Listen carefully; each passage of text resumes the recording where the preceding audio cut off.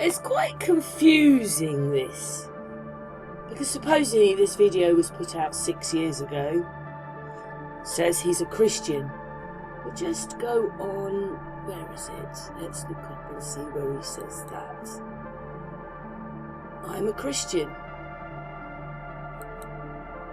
I'm a Protestant.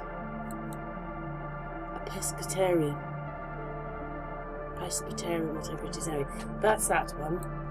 This one, which we're playing a little bit of, is a year ago. So this is what he says about, but he's not a Christian. He says he's not a Christian, yeah. Then we have him putting a scroll in the wall.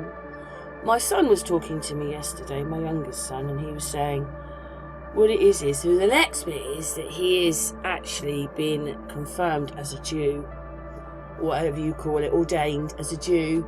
But you see, then he's promised Israel that he'll go to war with Iran. I mean, I know it hasn't quite happened, but that's what my son is. That's why he'll always be president.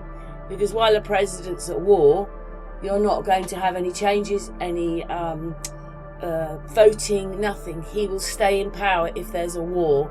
So that's why he says that he's the last president.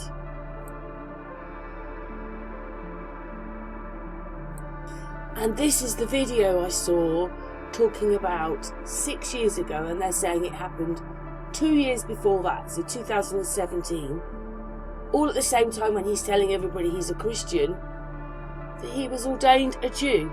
Anyway, we're going to watch the rest of this. I found it really, I thought, how come I missed that? It's something that everybody's been talking about more recently rather than, say, 7 years ago, but let's just watch the little combination of videos and tell me what you think. The Bible certainly is one of, if not, I mean, it is the book. Let's pray together, may we? Yes. I believe in God. I am Christian. I'm a Protestant. I'm very proud of it. Presbyterian, to be exact. I'm Presbyterian. Boy, that's down the middle of the road, folks, in all fairness. President Trump inserts a prayer in the Wailing Wall in Jerusalem today. He is the first sitting U.S. president to visit the holiest site in the Jewish faith.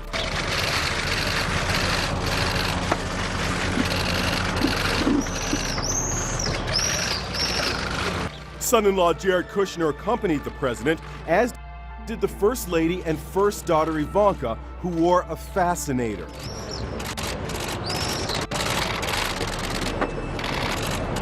If you don't like politics but still follow Trump, then this is for you. Whether you admire him or are simply fascinated by his larger-than-life persona, Trump's recent statements have once again captured the public's attention. What does it mean for Trump to say he's not a Christian? This question has left many scratching their heads trying to decipher the implications of such a bold declaration. What does it really mean for Trump to say he is not a Christian? Is it a strategic move, a personal revelation, or something else entirely? Let's dive into the context. Understanding the backdrop of this statement is crucial to grasp its full impact. Trump, a towering figure in American politics, recently shocked many by declaring he is not a Christian. This isn't just a casual remark, it's a statement that reverberates through the corridors of power and public opinion. This statement is significant because it challenges the conventional alignment of American politicians with Christianity. For decades, aligning with Christianity has been almost a prerequisite for political success in the US. But why does this matter? Why is this declaration causing such a stir? Trump's declaration has stirred confusion and debate. People are trying to understand the motivations behind it and what it means for his political future. In the US, Christianity isn't just a religion, it's a political and cultural force. It shapes policies, influences voters, and plays a significant role in the national identity. Many politicians align themselves with it to gain support. It's a way to connect with a large and influential voter base. So, when Trump distances himself, it raises eyebrows. People are left wondering what this means for his relationship with his base and his overall political strategy. By saying he isn't a Christian, Trump might be attempting to appeal to a broader audience, including non-religious voters. This could be a strategic move to widen his appeal beyond his traditional base. Or, he could be signaling a shift in his personal beliefs or political strategy. Perhaps he's trying to redefine his image or distance himself from certain expectations. This statement could impact his supporters, who may feel conflicted or even betrayed. For many, Trump's alignment with Christian values was a key part of his appeal. Conversely, his critics might see it as a rare moment of honesty. They might appreciate the transparency even if they don't agree with his politics. The climax here is the varied interpretations. People are divided on what this means and how it will affect Trump's political journey. Some believe Trump is distancing himself from the religious right to gain new followers. They see it as a calculated move to attract a more diverse voter base. Others think he's simply being provocative. They believe he's trying to stir the pot and keep himself in the headlines. Trump has also made another intriguing statement telling Christian voters that they will never have to vote again after voting for him. What could he mean by this? Some interpret it as a promise of lasting change, suggesting that his policies will be so impactful that future elections won't be as critical. Others see it as a bold claim and could aid to the Antichrist theory, proving in fact we are in the end times. Either way, his statement has sparked a fresh debate on the role of religion in politics. It's a topic that has always been contentious, and Trump's declaration has brought it back into the spotlight. In conclusion, Trump's declaration of not being a Christian is complex and layered. It's not just a simple statement, it's a move that has far-reaching implications. It challenges traditional political norms and invites us to rethink the intersection of faith and leadership in America. It's a reminder that politics is ever-evolving and that leaders can sometimes surprise us. If Jared Kushner is vice president, if that's not weird enough, here's the one that really is weird.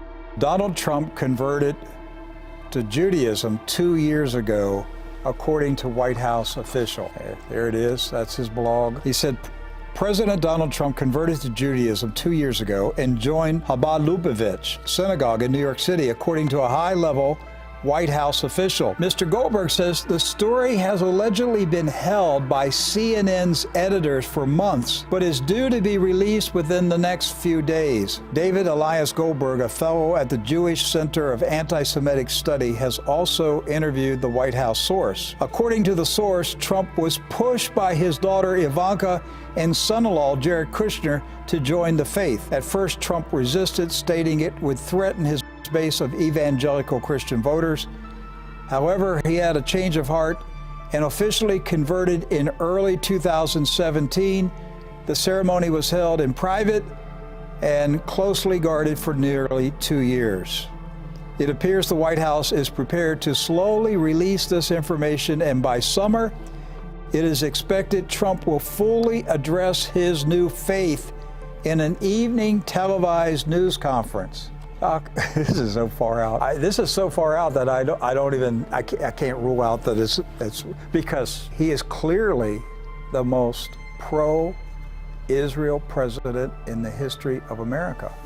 He's given Israel every single thing that they've wanted, and he's about to give them war with Iran. And so, has he converted? Well, I've asked that question about John Hagee, and I'm very serious about it. If I had John Hagee here, I would ask John Hagee, have you converted to Judaism? And I guess we'll find out when John Hagee dies, and we'll see if he gets a Christian burial or a Jewish burial. I think that's when we'll find out. But I have no idea. I'm not saying that John Hagee, that I know for certain, has converted. I'm just saying his behavior and his speech is not Christian anymore. It's Jewish. And I have to wonder if John Hagee secretly converted to Judaism. When it comes back to President Trump here, we have to really do a comparison here. And he's celebrated among the evangelical right, but let's be honest, what has he delivered for the religious right? Do we still have abortion? Do we still have homosexuality? Do we still have all these things going on in our nation? In fact, the other day, President Trump criticized the abortion law in Alabama. Yes. A lot of people miss that. They just kind of, don't talk about that. And he's criticized the same position as Pat Robertson. And he supports same-sex marriage. Yes.